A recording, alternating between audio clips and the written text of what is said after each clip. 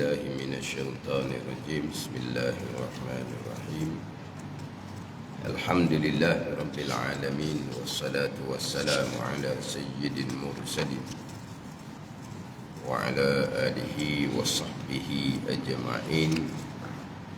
رب اشرح لي صدري ويسر لي أمري واحلل عقدة من لساني يفقه قولي. سبحانك لا علم لنا إلا ما علمتنا إنك أنت العليم الحكيم. ولا حول ولا قوة إلا بالله العلي العظيم. Kitab Fatih Faridah, muka surat 42, baris yang ke-8 daripada bawah. Surat 42, baris ke-8 daripada bawah. Qala al-muallifu rahimahullahu ta'ala wa nafa'ana bi'ulumihi amin. 2. Amanah. Erti amanah, kepercayaan, itu terjemahan. Dan maknanya, makna amanah, tidak mengerja sekali-kali. Tidak mengerja sekali-kali, mana tidak mengerja sama sekali akan segala yang ditegah, akan segala perkara yang ditegah pada syarak. Dan jika yang ditegah pada syarak tu makruh dan khilaful aula sekalipun, tidak sekali-kali mengerja, tidak mengerja sekali-kali akan yang ditegah ni pada zahir dan batin, waktu kecil dan waktu besar. Tidak mengerjakan sekali-kali akan segala yang ditegah, waktu kecil dan waktu besar. Dahulu daripada jadi Nabi dan kemudian daripadanya kemudian jadi Nabi. Tidak mengerja sekali-kali akan yang ditegah ni, sama ada ditegah ni pada zahir dan batin. Tidak mengerjakan sekali-kali akan segala ditegah ni, waktu kecil pun tidak mengerjakan sekali-kali, dan waktu besar. Dahulu daripada jadi Nabi, tidak mengerjakan sekali-kali akan yang ditegah, dan kemudian daripadanya kemudian daripada jadi Nabi. Cuma dia ada koma tu lah. Kalau dalam kitab asal, kitab Faridatul Faraid, dia tak ada koma-koma. Ni ada koma ni. Mana kena mana stakok orang tu, pada zahir dan batin, waktu kecil dan waktu besar. Dahulu daripada jadi Nabi dan kemudian daripada jadi Nabi. Kemudian daripada jadi Nabi sama telah lah. Tidak mengerjakan sekali-kali akan segala tegah. Sebelum jadi Nabi pun tidak sekali-kali, tidak mengerja sekali-kali akan segala yang ditegah. Di kedua, amanah, terjemahan dia erti kepercayaan. Itu dipanggil terjemahan balik bahasa. Amanah bahasa Arab, terjemahan kitanya adalah kepercayaan. Cuma sidik terjemahan dia benar. Amanah terjemahan dia kepercayaan. Jadi benar dengan kepercayaan ni nak dekat tau. Benar kepercayaan. Hak tunggu saya terjemahnya, amanah berjuruh. Berjuruh. Apa makna berjuruh? tidak mengerjakan sekali-kali akan yang ditegur. Juru tu. Ada ni. Bila tidak mengerjakan yang ditegur, dia panggil apa? Berjuru. Baik gitu dah. Saya ngaji tu terjemah dengan amanah artinya berjuru. Tapi hak erti kepercayaan ni hak ghalib lah. Biasa orang kita terjemah amanah adalah kepercayaan. Itu terjemah. Dan maknanya, makna tu apa maksud kepercayaan? Dia ada dua tu. Satunya terjemahan daripada Arab kepada Melayu. Kemudian apa maksud dia pula? Macam bicara sifat Allah lah. Qidam, terjemahan dia sedia. Makna dia tiada permulaan bagi adanya. Gitu. Qidam dia punya balik bahasa sedia. Apa makna maksud sedia? Tiada permulaan bagi adanya. Jadi amanah terjemahannya kepercayaan. Apa makna, apa maksud pengertian kepercayaan ni? Tidak mengerja sekali-kali akan segala yang ditegur. Itu makna ataupun maksud kepada amanah yang diterjemahkan dengan kepercayaan. Jadi biasa dalam susunan dalam kitab kita duk mengajinya, sifat Rasul yang 4 sifat ni dimulai dengan sidik, amanah, tabligh, fatanah. Setengah-setengah kitab dia tidak memulai sifat Rasul dengan sidik, dimulai dengan amanah. Boleh pergi kepada sidik, tabligh dan fatanah. Jadi disusun ni ada dia punya hikmah di belakang lah. Biasanya dimulai dengan sifat sidik. Sebab yang pertamanya kita wajib berpegang bahawa Nabi Rasul ni benar pada pengakuan mereka adalah seorang Nabi dan Rasul. Kemudian bila kita mengaku putus di hati beriman bahawa Nabi Rasul ni benar pada dakwaan pengakuan mereka sebagai Nabi Rasul, maka pastilah kita akan mengaku putus di hati berpegang benar sekalian perkara yang diperdatang oleh Nabi dan Rasul. Berarti dimulai dengan benar. Sebab nak mulai dengan yang pertama tu, mengaku putus di hati bahawa Nabi Rasul ni benar atas pengakuan mereka adalah sebagai seorang Nabi dan Rasul.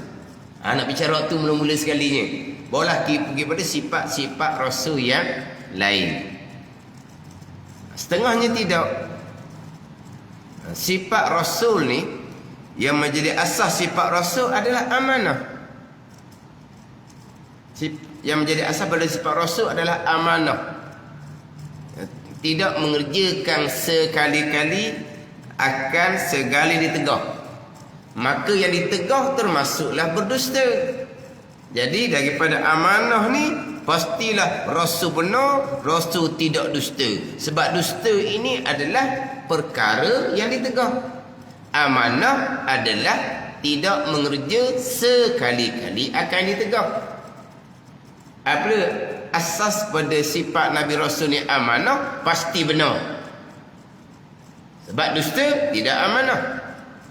Pastilah Rasul yang amanah ni akan menyampaikan sekalian perkara yang diperintah oleh Allah kepada mereka supaya disampaikan kepada umat. Pasti mereka menyampaikan sebab mereka amanah. Kalau mereka menyembunyikan, itu sudah menjadi khianat. Jadi Rasul amanah, pasti benar, pasti menyampaikan. Jadi dimulai dengan sifat yang pertama, sifat amanah. Sebab amanah menjadi asas kepada sifat Rasul. Kemudian terkadang kita dia bukan sebut sifat amanah, disebut sifat ismah. Ismatun. Ismah. Apa makna ismahnya?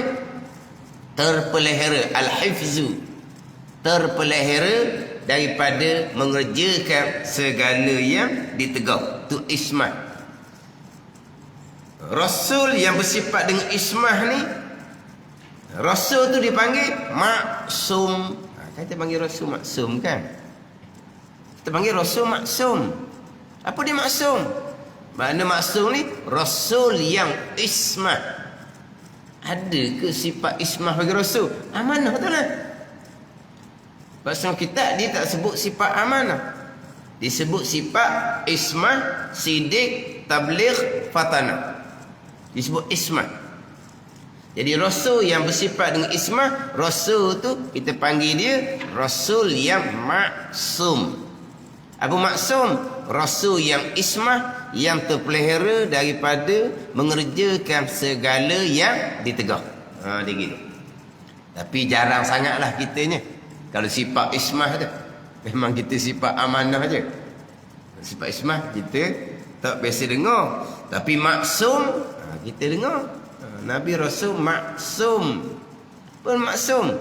Nabi Rasul bersifat dengan ismah, terpelihara daripada melakukan segala perkara yang ditegak. Jadi asas pada sifat Rasul adalah amanah. Sebagaimana kita bicara sifat Allah, asasnya adalah wahdaniyah. Kita bicara sifat Allah, asasnya adalah wahdaniyah. Asyhadu an la ilaha illallah. La ilaha illallah ni apa dia? Wahdaniyah. Jadi asas pembicaraan sifat Allah adalah wahdaniyah. Walaupun sifat wahdaniyah tu disusunannya duduk nombor 6. Sebab nak bicara apa-apa sifat pun, bicara sifat wujud dahulu, atau ulama susun. Tapi wujud Allah ni wujud yang tidak ada permulaan. Wujud Allah ni wujud yang tidak ada kesudahan. Kenapa wujud Allah tidak ada permulaan? Sebab apa? Sebab Allah Tuhan yang esa. Asasnya wahdaniyah. Bila Allah Tuhan yang esa, pastilah Tuhan yang esa tadi ni ada, tidak ada permulaan. Fardu takdir, Tuhan yang esa adanya baharu, sebelum tu tiada. Jadi Tuhan yang esa, sebelum tu tiada, tidak ada Tuhan yang lain dah. Macam mana Tuhan yang esa ni nak diadakan sebab tidak ada Tuhan yang lain dah. Baiklah, Tuhan yang esa pastilah ada, tidak ada permulaan. Asasnya wahdaniyah. Keluar wujud kidam bakau. Itu bicara sifat Allah. Asas adalah wahdaniyah, keesaan. Bicara sifat Rasul, asasnya adalah amanah ataupun ismah. Rasul ni maksum. Bila Rasul maksum, pasti Rasul benar, tidak dusta. Bila Rasul maksum, pastilah Rasul amanah, pastilah Rasul menyampaikan, tidak sembunyi. Sebab dusta adalah khianat. Sembunyi wahyu daripada Allah adalah khianat. Maka Rasul amanah, Rasul ismah. Pasti bersifat dengan sidik, pasti bersifat dengan tabligh. Dan maknanya, makna kepercayaan ataupun makna amanah, tidak mengerja sekali-kali akan segala yang ditegak pada syarat. Mana Rasul sama sekali tidak mengerjakan akan segala yang ditegak, sama ada secara sengaja ataupun secara terlupa. Secara terlupa pun tidak berlaku di Rasul. Sebab Rasul dipelihara oleh Allah Subhanahu wa ta'ala. Sengaja sama telah lah. Secara terlupa pun tidak berlaku perkara yang ditegak pada syarak pada diri Rasul. Jadi apabila Rasul ni tidak mengerjakan sekali-kali akan segala yang ditegak, maknanya atas diri Rasul pun ada jugalah tegahan syarak. Rasul macam kita. Ada perintah syarak dan ada tegahan syarak. Ada perintah syarak atas Rasul dan ada tegahan syarak atas Rasul. Sama macam kita, sama macam umat. Ada suruhan syarak, ada tegahan syarak. Kita umat, suruhan syarak, tegahan syarak, Rasul kitanya Nabi sallallahu alaihi wasallam. Jadi di Nabi kita ni ada suruhan syarak, ada tegahan syarak. Rasulnya Nabi sendiri. Sebab Nabi sallallahu alaihi wasallam menjadi utusan kepada sekalian, termasuk manusia, termasuk jin, bal ila nafsi. Bahkan Nabi sallallahu alaihi wasallam menjadi utusan kepada diri Nabi sendiri. Nabi bukan hanya menjadi utusan bawa perintah agama pada umat saja. Perintah agama tu pun menjadi kewajipan atas Rasul sendiri. Rasul bukan hanya bawa perkara yang ditegah pada syarak kena tinggal. Bukan, perkara yang sama juga ada tegahan syarak kepada diri Rasul. Jadi Rasul kepada Nabi kitanya adalah diri dia sendiri. Jadi Rasul menjadi Nabi SAW menjadi Rasul termasuk pada diri Nabi sendiri. Menjadi Rasul kepada manusia, menjadi Rasul kepada jin. Bukan kepada Nabi menjadi Rasul kepada diri Nabi sendiri. Nabi SAW lah satu-satunya Rasul yang diutuskan kepada manusia serta dengan jin. Nabi Rasul lain hanya menjadi Rasul kepada manusia sahaja. Nabi kita sahajalah menjadi Rasul kepada manusia serta dengan jin. Tapi menjadi Rasul kepada jin ni pada furung agama, pada semayang, pada puasa. Adapun pada usul agama, pada usuluddin, daripada asal dijadikan jin, sudah ditaklifkan supaya mentauhidkan Allah Subhanahu wa taala. Jadi Nabi kita menjadi Rasul kepada jin hanya pada furung agama. Contoh pada perintah semayang, contoh pada perintah puasa, contoh pada perintah haji, pada furung cabang agama. Pada usul agama, jin ditaklifkan mentauhidkan Allah daripada asal dijadikan oleh Allah Subhanahu wa taala. Jadi yang ditegur pada syarak bukan kata hanya pada umat, termasuk pada diri Rasul. Tapi Rasulnya tidak mengerjakan sekali-kali akan segala yang ditegur. Dan jika makruh dan khilaful aula sekalipun, dan jika, yakni jika segala yang ditegur tu makruh dan khilaful aula sekalipun, Rasul tidak mengerja sekali-kali. Sebab makruh adalah perkara yang ditegur pada syarak. Bukan haram sahaja. Bukan haram sahaja perkara yang ditegur pada syarak. Makruh pun perkara yang ditegur pada syarak. Makruh pun perkara yang ditegur pada syarak. Cuma tegahan yang tidak putus. Syarak melarang, menegur. Tapi kalau buat juga, syarak tidak janji seksa. Tapi kalaulah tegahan makruh tadi ni ditinggalkan, syarak janjikan pahala. Tapi maknanya perkara yang makruh ni asalnya adalah perkara yang dibenci pada syarak. Makruh ni bahasa Arab tapi jadi bahasa Malaysia. Makruh ni adalah perkara yang dibenci pada syarak. Mana tegahan lah. Cuma tegahan yang tidak putus. Tapi Rasul perkara makruh sekalipun Rasul tidak mengerjakan sekali-kali. Dan khilaful aula ni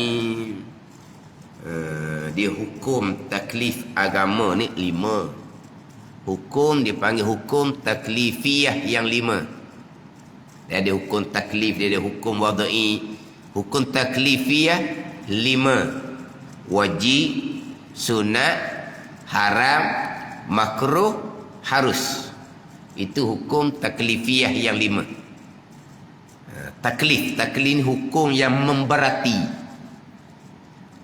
Kita ni dipanggil mukallaf, orang yang diberati. Kita ni mukallaf. Siapa yang memberati kita? Mukallif Allah Subhanahu wa taala. Ada ni. Jadi mukallaf adalah kita, orang yang diberati, ditekan oleh syarak pada buat dan pada tinggal. Yang menekankan kitanya, mukallif dia panggil Allah Subhanahu wa taala. Jadi hukum wajib, sunat, haram, makruh, harus ni dia panggil hukum taklif, dia panggil. Hukum pada memberati akan ni jin dan manusia lah. Mana memberati. Wajib, sunat memberati pada buat, haram, makruh memberati pada tinggal. Cuma mubah, perkara yang harus, perkara yang mubah ni dia tidak ada memberati. Berat pada buat, tidak. Kena tinggal, berat pada tinggal, tidak. Mubah, perkara harus. Kita ni hukum 5 tu wajib, bahasa Arab, Melayu pun wajib. Cuma hak keliru sikitnya, nak kata Arab tak Arab juga, jadi Melayu tapi bunyi lain. Sunnatun, Melayu sebut sunat, Arab sebut sunnatun. Terjemahan Melayu jadi sunat. Maka aku tanyalah, sunnatun, sunnah dengan sunat tu hak mana? Sunnatun hukum taklifiyah yang 5, hak tu bahasa Arab. Sunat bahasa Melayu. Hak sunnatun pada istilah fiqh lah. Hak hukum taklifiyah yang 5 ni. Hak sunnatun nabawiyah apa semua tu, itu makna tariqah perjalanan Nabi sallallahu alaihi wasallam. Sunnah dengan makna perjalanan Nabi. Itu sunnah. Apa yang dilakukan oleh Nabi, itu sunnah. Ada yang wajib, ada yang sunat. Sunnah Nabi ni ada yang wajib, ada yang sunat. Itu sunnah dengan makna perjalanan Nabi sallallahu alaihi wasallam. Adapun sunnatun istilah fiqhnya, sunnatun ni ma yusabu ala fi'lihi wa la yu'aqabu ala tarkih. Tu sunnah pada istilah fiqh. Sunnah pada istilah fiqh yang diterjemuh kepada sunat. Jadi terjemuh dekat-dekat dengan Arab, tapi tak bunyi macam Arab. Kalau wajib, wajibun bahasa Arab, wajib bahasa Malaysia. Okey ya, dekat kan? Haramun bahasa Arab, haram bahasa Malaysia. Okey lah. Makruhun bahasa Arab, makruh bahasa Melayu. Cuma hak lain sungguhnya apa? Mubahun bahasa Melayu kata harus. Tu jauh kan? Hak jauh itu tak keliru. Kalau hak sama tak keliru juga. Hak jauh sangat tak keliru juga. Hak dekat-dekat ni, sunnatun terjemuh dengan sunat. Tak apa beza sunnatun dengan sunat. Sunnatun bahasa Arab, sunat terjemuh bahasa Malaysia. Hak sunnah istilah fiqh tu lah. Kalau wajib, haram, makruh, Arab dengan Melayu sama. Hak memang lain sungguhnya mubahun. Terjemahan kitanya adalah harus. Kita haru-haru ni tak tahu dah Arab ni apa perkataan dia. Mubahun, perkara yang diibahah, perkara yang diharuskan oleh syarak. Jadi sunnatun, sunat ni ma yusabu ala fi'lihi wala yu'aqabu ala tarki. Bunyi Arab sikitlah, baru standard. Apa makna dia? Apa makna dia? Apa macam kita tahu tu lah. Apa makna sunat? Sunnatun tu. Terjemahan Melayu sunat. Apa makna? Barang yang diberi pahala kerana mengerjakannya dan tidak diseksa kerana meninggalkannya. Bukan gitu sunat? Sunat kan? Barang yang diberi pahala kerana mengerjakannya dan tidak diseksa kerana meninggalkannya. Itu terjemahan kepada ma yusabu ala fi'lihi wa la yu'aqabu ala tarki. Itu sunat. Sunnatun terjemahnya adalah sunat. Ini hak hukum taklifiyah yang 5. Wajibun, sunnatun, haramun, mubahun, haramun, makruhun, mubahun. Ada 5. Tapi hak kata hukum taklif memberati ini 4 sahaja. Wajib, sunat memberati pada buat. Wajib memberati pada buat yang putus, tak ada pilihan. Sunat memberati pada buat tapi memberati yang longgar. Kalau buat boleh pahala, kalau tinggal rugi. Dia kena gitulah. Dan kitab disebut gitu. Sunat ni buat boleh pahala, tinggal rugi. Kita tak sunat tak buat tak apa. Jadi ingat lah. Sunat tak buat tak apa. Oh sunat je. Mujur sunat. Apa? Sebab saya tak pernah buat. Mujurlah sebab dosa sunat je. Lepas tu sunat Allah selalu tak tahu ruginya lah tak pernah buat. Gitu sepatutnya sunat ni. Buat boleh pahala, tinggal rugi yang amat besar. Itu sunat. Haram makruh memberati pada tinggal. Haram memberati pada tinggal, kena tinggal, mesti tinggal yang putus. Makruh ni memberati pada tinggal tapi longgar. Tinggal buat juga tidak dijanjikan seksa tapi rugi kerana tak dapat pahala. Itu 4. Wajib, sunat, haram, makruh. Adapun mubah dipanggil apa? Setengah tunggu dia timah dengar lock. Ada lock? Bukan lock kunci tu, bukan. Lock. Biar. Buat okey, tak buat okey. Ni dipanggil mubah. Jadi mubah ni tidak ada taklif. Tapi 5 tu panggil apa? Hukum taklif dia panggil. Hukum memberati. Kalau wajib sunat betul memberati pada buat. Haram makruh betul memberati pada tinggal. Dan mubah lock je kan, biarkan. Buat pun okey, tak buat pun okey kan. Tapi oleh kerana 4 tu panggil hukum taklif, maka hak 1 mubah ni pun hukum taklif jugalah. Hukum memberati juga atas jalan taghlib dia panggil. Apa makna taghlib? Ada 5 hukum. 4 tu hukum taklif memberati, 1 saja tidak taklif, maka pakai hukum taklif belakalah 5-5 termasuk mubah. Tapi mubah asalnya bukan memberati. Mana? Lock, biar. Dia asalnya gitu. Tapi dengan hukum taklifiyah yang 5. Jadi khilaful aula nak ambil mana? Makruh ialah makruh. Hukum taklifiyah yang 5 mubah. Ini khilaful aula. Dia khilaful aula ni ulama mutaakhirin je datangkan khilaful aula ni. Dia khilaful aula ni tegahan rasul yang ringan daripada tegahan makruh. Tapi bukan harus tegahan, tapi tidak sebagaimana tegahan makruh. Tegahan yang ringan nak banding dengan tegahan makruh, maka ulama mutaakhirin, ulama kemudian ni, jadi hak tu tak panggil makruh lah. Atau panggil khilaful aula, kurang utama, menyalahi utama. Dia letak begitu pada ni, menyalahi utama.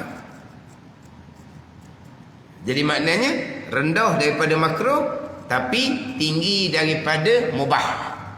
Harus ada ni haram atau tegahan yang putus, Makruh tegahan yang ringan. Mubah harus tidak ditegar. Khilaful aula duduk tengah. Tegahan juga. Bukan harus, tapi rendah daripada tegahan makruh. Jadi ulama kemudian tambah satu laginya khilaful aula. Ulama yang tambah tadi khilaful aula. Jadi jarang-jaranglah kita jumpa dalam kitab. Tapi dalam kitab fiqh ni adalah bicara berkaitan dengan khilaf ulama makruh ataupun khilaful aula. Ada bicara dalam kitab-kitab fiqh, contoh berkaitan perkara yang makruh ketika berwudu. Ada setengah mengatakan makruh, ada setengah mengatakan khilaful aula. Itu je lah. Jadi khilaful aula ni direndah sedikit daripada makruh. Duduk antara makruh dengan harus lah kita kata. Khilaful aula kurang utama.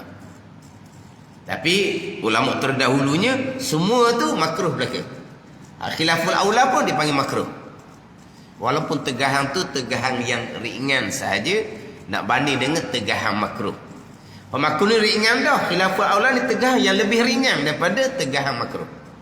Ni ulama kemudian keluar satu lagi khilaful aula. Contohlah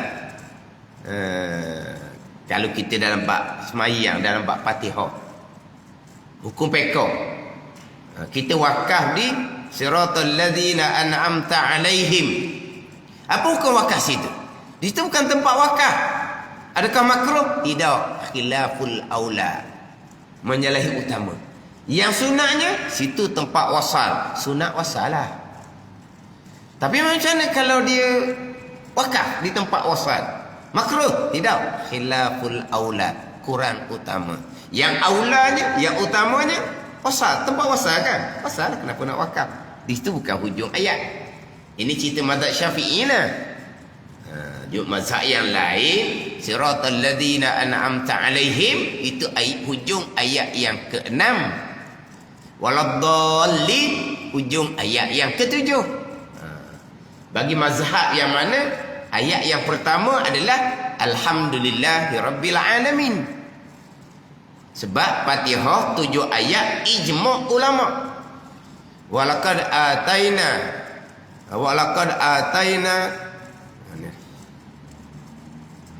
sab'an minal masani wal Qur'anal azim.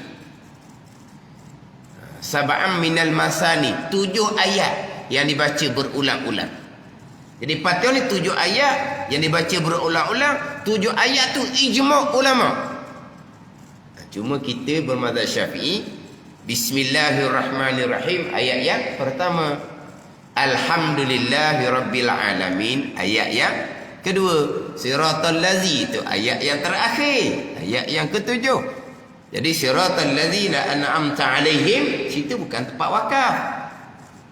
Tapi kalau wakaf juga khilaful aula. Yang aula yang utama wasal lah, tempat situ tempat wasal. Gitu jelah contoh khilaful aula. Cuma kita mengaji ni jangan kita mati. Mati macam setengah guru Quran dia matikan murid dia. Siratal ladzina an'amta alaihim, jangan sesekali kamu wakaf di situ. Kalau kamu wakaf di situ berarti Fatihah kamu 8 ayat. Tidak. Tidak 8 ayat, 7 ayat. Tapi dia teguh, dia larang berarti situ betul lah. Tapi jangan larang tu larang yang mana? Yang mati jangan. Sebab apa? Sebab panjang tu nak boleh ke sampai ujung tu. Ujung tu pula mak lazim pula ujung tu. Ada napas ke tak? 3 alif 6 rakaat ada napas ke tak? Akhirnya waladdallin. Apa? Ada semput dia panggil.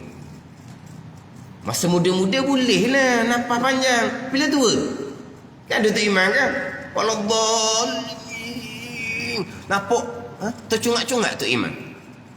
Tak kenapa tu iman siapa habis napas begitu? Sebab siratal ladzina an'amta alaihim, pesanan untuk guru dulunya jangan kamu berhenti di situ. Jadi pesanan tu larangan yang mati orang bagi. Jangan larangan mati gitu. Sebab atas keupayaan. Masa nafas tengah gagah orang muda boleh lah. Kalau orang tua, sebelum mak lazim tu atas lam tu ada tasydid, kena ingat. Waladdall. Tasydid tu. Bila kita nafas tak ada, waladdallin. Tasydid tak ada. Wajib diulangi kembali, tak ulang. Rokok atas sembahyang. Bab tasydid wajib kena jaga. Bila kita nafas habis, tasydid ni dia ada terjah sedikit. Jadi kita pun tak boleh nak buat dah lah. Sebab kita waladdallin. Buat di sana. Waladdallin. Lin. Lam ya nun. Lam ya nun ni kena dengar di telinga. Wajib kena dengar di telinga selain huruf Fatihah. Waladdallin. Dengar tak telinga? Tak dengar. Wajib ulang balik. Tu imam nak ulang balik macam mana? Makmum amin, cepat makmum. Tu imam baru nak ulang balik. Lepas tu bila amin, tu imam pun dah ulang balik. Lepas tu lam ya nun di hujung tu, ni telinga tak dengar ni. Ada ni. Lepas tu kata peringatlah disiplin dia. Peringat siratal ladzina an'amta alaihim. Mazhab Syafi'i kita di situ bukan hujung ayat, jangan berhenti di situ, melainkan kalau kamu sudah tak ada nafas, bila tua-tua nafas tak ada, berhentilah di situ. Sebab apa? Sebab nak jaga di hujung tu. Di hujung tu mak lazim lagi, ada tasydid lagi, lin, nak dengar di telinga lagi. Ada ni. Saya pernah jumpa apabila apa Ji wasal tak erok nampak tak boleh kata saya ni ingat pesanan Tok Guru dia kata. Akhirnya punah di hujung tu. Jika hati kena berhenti kata tak mampu nampak tak ada, baru dia berhenti siratal ladzina an'amta alaihim, baru dia sambung, barulah waladdallin tu comel. Tapi sebelum tu memang kita tengok dia kesian. Tapi disebut tu sempurna kedok, kita pun rasa tak puas hati. Lepas tu lin, ujung tu dengar kedok. Sebab di kita tak putih dah bunyi dah. Tinggal dia dengar lagi tu wallahualam lah. Jadi makna kita makmum ni rasa macam tak puas hati. Dia kata kena wakah di situ. Kalau dah kita tua dah, nafas kita tak ada. Kita muda-muda dulu tak apalah, nafas kita panjang lagi. Bila dia wakah tu baru jadi molek. Tapi itu bagi orang yang ada keuzuran. Tapi kalau bagi orang qori, nafas dia panjang, dia pergi wakah juga. Siratal ladzina an'amta alaihim. Dia panggil khilaful aula, kurang utama, tak hukum makruh. Jadi ada makruh, ada khilaful aula. Jadi rasul ni yang ditegah ni, walaupun tegahan makruh, walaupun tegah khilaful aula, rasul tidak mengerja sekali-kali. Walaupun atas rupa tu rupa makruh sekalipun. Atas rupa makruh sekalipun. Atas rupa makruh macam mana? Contohlah. Contoh hak makruhnya dalam pekoh kita, perkara yang makruh ni, contohnya berwuduk tidak sempurna 3 kali. Basuh muka sekali sahaja rata bertidak, 2 kali bertidak, tidak cukup 3 kali hukumnya makruh. Melebihi 3 kali, yang keempat hukumnya makruh. Ada ni. Sekali, 2 kali makruh. 4 kali, lebih dari 3 kali makruh juga. Yang keempat kali itu makruh kalau air sendiri. Kalau air wakaf hukumnya haram. Walaupun air wakaf tu air koloh sekalipun. Air wakaf, air koloh. Air koloh ni kalau kita basuh muka kali yang keempat, adakah jadi luak air? Yang kita basuh muka dalam koloh kan, kali yang keempat kita basuh muka dalam koloh, luak tak air? Nampak macam tak luak dah. Pandangan muktamad tetap haram.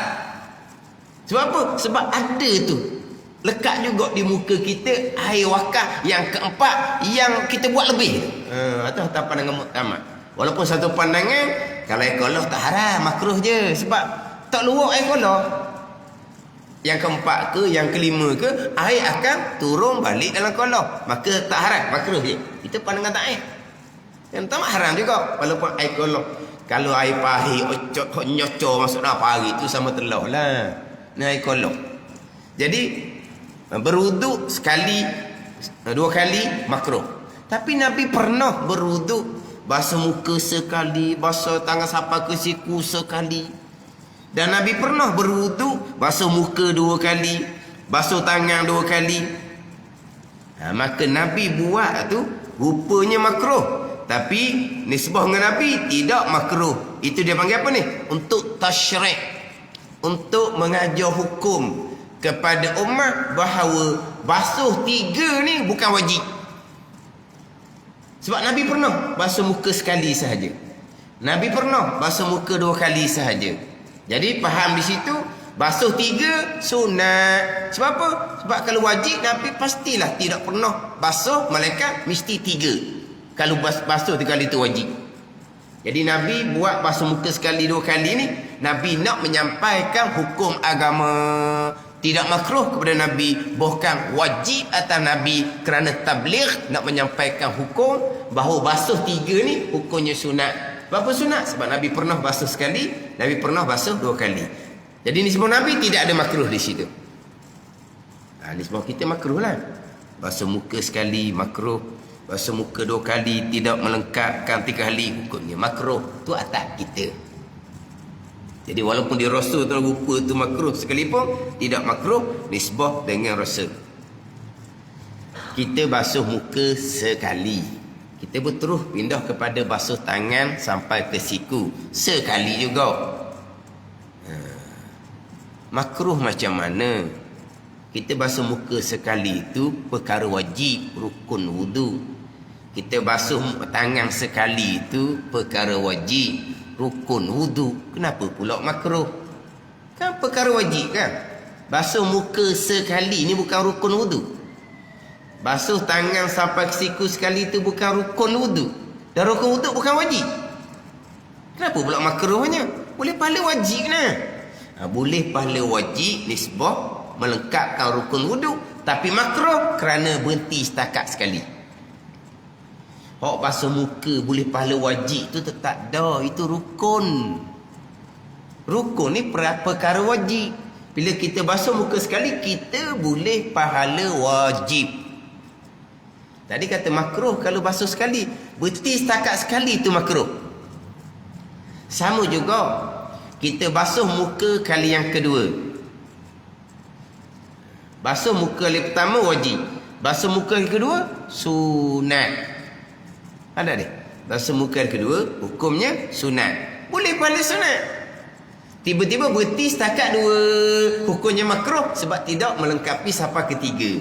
Tapi basuh kali kedua tu boleh pahala sunat dah.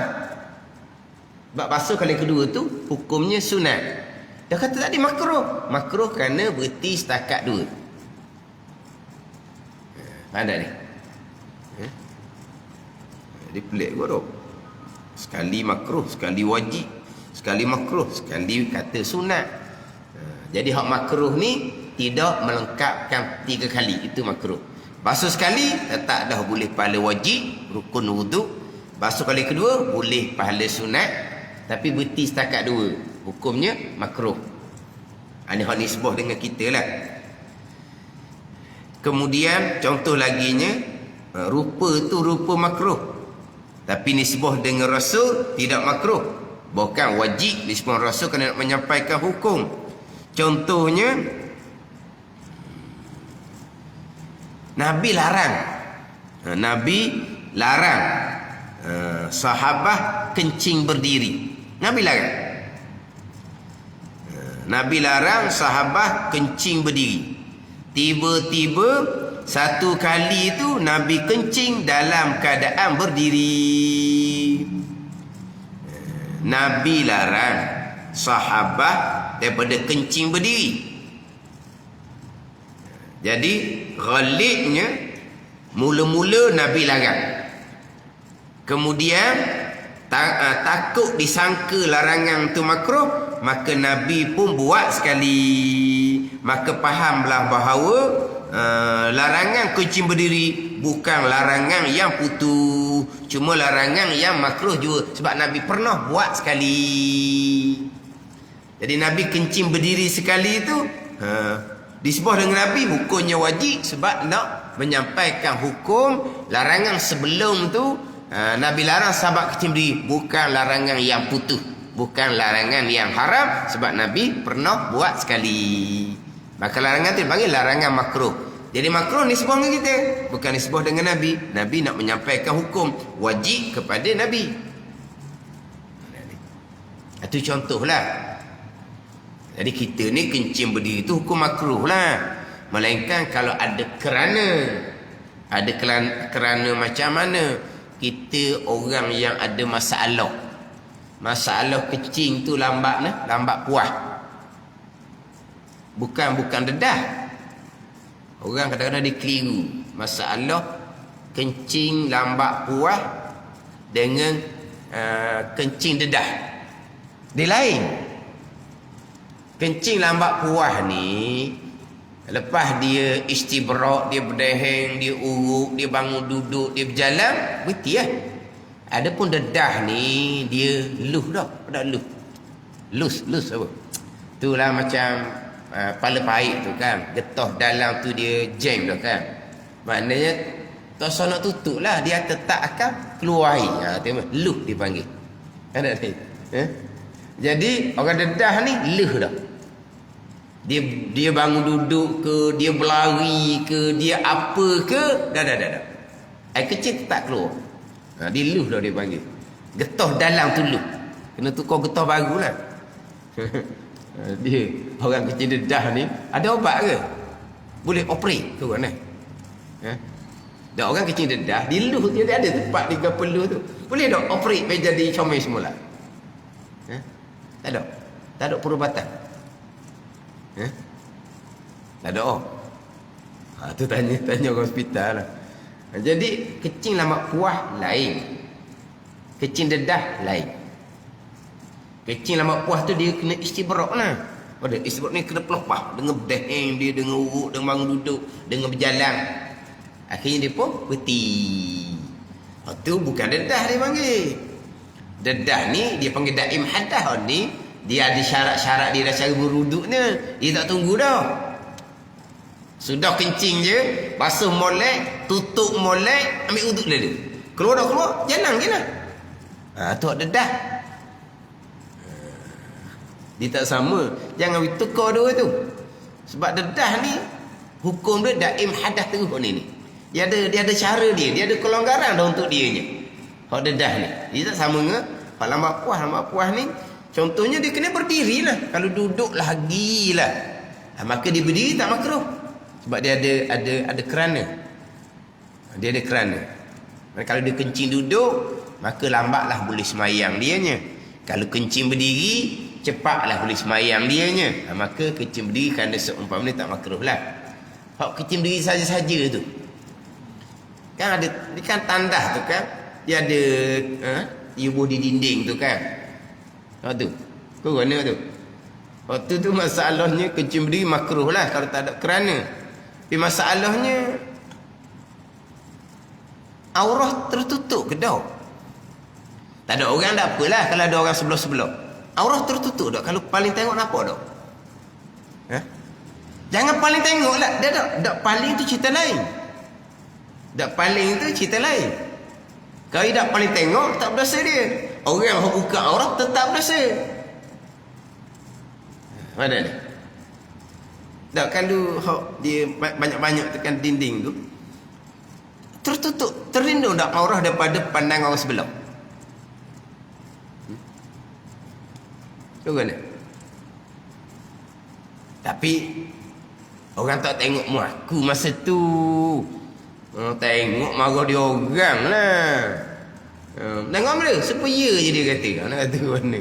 Tak ada tengok. Tapi bak tengok bak lain. Tertutup dah aurat. Kalau tidak tertutup hukumnya haram. Walaupun orang tak tengok. Orang tengok pula dosa pula dia tengok. Tambahlah pula situ. Tertutup dah aurat. Dia buat macam mana?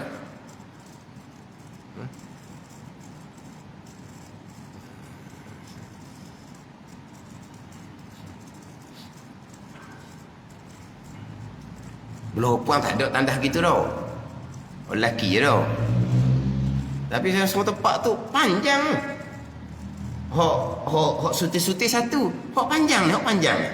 Kan dia kan jenis panjang tu. Sekolah-sekolah gitu tau. Bukan sekolah. Hok dia jenis satu-satu tu satu-satulah.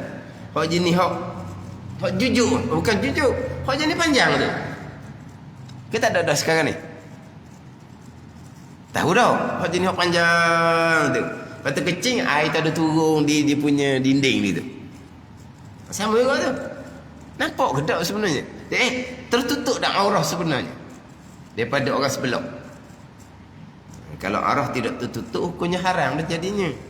Cuma nak ceritanya, kencing berdiri itu makruh. Sebab Nabi larang daripada kencing berdiri. Tapi Nabi kencing sekali, maka larangan tu nyatalah bahawa larangan yang tidak utuh. Larangan yang makruh. Sebagaimana Nabi SAW minum memang dalam keadaan duduk. Nabi larang daripada minum berdiri. Tiba-tiba Nabi pernah minum air zam-zam dalam keadaan berdiri. Sehingga kan ada ulama menghukumkan bahawa minum air zam-zam sunat berdiri. Sebab Nabi pernah minum air zam-zam dalam keadaan berdiri. Ada setengah ulama berpandangan seumpama tu. Tapi dalam mazhab Syafi'inya, minum air zam-zam tetap sunat duduk. Nabi minum berdiri sekali tu kerana Nabi nak mengajar hukum bahawa minum berdiri tidak haram. Tapi kalau Nabi buat semuanya, Nabi minum dalam keadaan duduk. Tapi Nabi pernah minum air zam-zam dalam berdiri sekali. Ada ulama mengatakan sunatlah tu. Sebab Nabi pernah minum air zam-zam dalam keadaan berdiri sekali. Maknanya Nabi buat untuk mengajar hukum Nabi minum berdiri. Kita makruh minum berdiri. Kita disunatkan minum dalam keadaan duduk. Jadi hak Nabi lakukan nisbah Nabi tidak makruh. Yang nisbah kita barulah hukumnya adalah makruh. Dia di Nabi ni bukan kata makruh khilaful aula. Di Nabi ni perkara yang harus pun tidak berlaku. Di Nabi ni perkara yang harus mubah tadi mubah. Perkara yang mubah pun tidak berlaku. Yang berlaku di Nabi SAW adalah perkara wajib sunat, wajib sunat. Tidak ada perkara yang harus di Nabi. Nabi makan harus, minum harus, tidur harus. Tapi Nabi makan minum kerana nak beribadah kepada Allah. Nabi makan minum kerana nak mengajar kepada umat. Nabi tidur kerana nak sihat badan untuk beribadah. Nabi tidur kerana nak mengajar pada umat. Ada ketikanya tidur, bukan buat ibadah sepanjang masa. Maka di Nabi bukan perkara harus. Sama ada perkara sunat di Nabi, Nabi kosak ibadah, atau perkara wajib di Nabi kerana Nabi nak tunjuk contoh kepada umat. Syariahnya begini. Sampai masa makan, sampai masa minum, sampai masa tidur. Ini kehidupan yang Nabi tunjuk kepada umat. Jadi Nabi nak menyampaikan kehidupan beragama seumpama tu. Jadi ni Nabi bukan harus. Di Nabi sama ada sunat ataupun wajib. Perkara harus tidak berlaku di Nabi. Perkara harus tidak berlaku di Nabi. Sama juga kalau kita ikut sunnah Nabi betul-betul, samalah. Di kita yang berlakunya wajib sunat je lah. Tak ada perkara harus. Kita tidur nak sihat badan. Tidur lebih dah sekarang ni. Tidur lebih sebab orang tua. Tidur lebih sebab orang tua. Lepas tu tidur pula lepas-lepas subuh, lepas-lepas asar. Dia kalau dalam keadaan dia hak normal, dia tak tidur. Dalam keadaan dia sudah letih orang tua dah. Dia bersandar dia tidur. Di sebab tu tak ada larangan, dia tak ada makruh pun. Tak ada ni. Sebab agama ni tengok pada situasi juga. Orang tua situasi lain, orang muda situasi lain.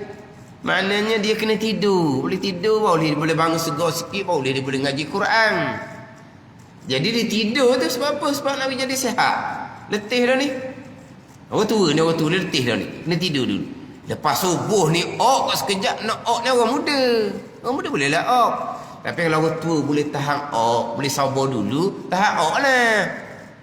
Tapi jangan memaksa. Sebab kesihatan sudah berbeza. Maknanya dia nampak tidur lebih sekalipun. Kenapa tidur lebih orang tua ni? Dia jadi sihat nak buat ibadat. Tidur tu tetap boleh pahala ibadat sunat. Bukan kata tidur tu perkara harus. Mana kalau betul-betul ikut sunnah Nabi, dalam kehidupan kita sama je. Wajib sunat, wajib sunat. Tak ada perkara yang harus. Haram, makruh waktu tetaplah. Perkara harus pun tidak ada. Yang berlakunya adalah perkara wajib dan juga perkara sunat. Dah tidur kan, tidur banyak kita ni. Kalau tidur 8 jam, capur dengan tidur tengah hari 8 jam. 1/3 umur dah. 1/3 tu. Kalau umur 60, 20 tahun dah tidur. Kau 20 tahun tidur tu perkara yang mubah, perkara yang harus, jadi tak ada pahala, tak ada dosa sebab harus. Tapi kalau tidur tu tidur ibadat, mana 20 tahun tu pahala sunat 20 tahun. Tak ada buat apa pun. Pada ni. Tapi di tidur tu niat dia macam mana? Bukan tidur gitu dah, kita ni dah tidur buat ngatu. Jadi dah. Jadi perkara yang mubah. Dah kita tidur awal, esok nak bangun awal, nak beribadah kepada Allah, tidur beberapa jam tu ada ibadah. Hani hak Nabi kata naumul alim khairun min ibadatina. Naumul alim khairun min salatin ala jahlin. Tidur dengan ilmu lebih baik daripada sembahyang orang jahil. Sembahyang orang jahil ni sembahyang tak betul, dosa besar pula. Tidur dengan berilmu ni ditidurkan apa? Tidurkan nak bisa badan, esok nak beribadah, esok nak buat kerja untuk tanggung nafkah keluarga, tidur untuk ibadah. Mana sepanjang masa tidur tu pahala. Walaupun rupanya tidur senyap sekalipun. Tapi kalau tidur tu tidurlah, bukan harus tak berdosa, isyak sembahyang dah, tak ada ganggu apa dah, tidurlah. Tidur depan TV, gitulah, tidur je. Tapi jadi perkara tu perkara yang mubah, rugi sebab tak naik kepada pahala sunat, boleh pahala yang berpanjangan. Dan jika makruh dan khilaful aula sekalipun, Nabi Rasul tidak mengerjakan sekali-kali pada zahir dan batin, waktu kecil dan waktu besar, dahulu daripada jadi Nabi dan kemudian daripada jadi Nabi. Wallahu a'lam.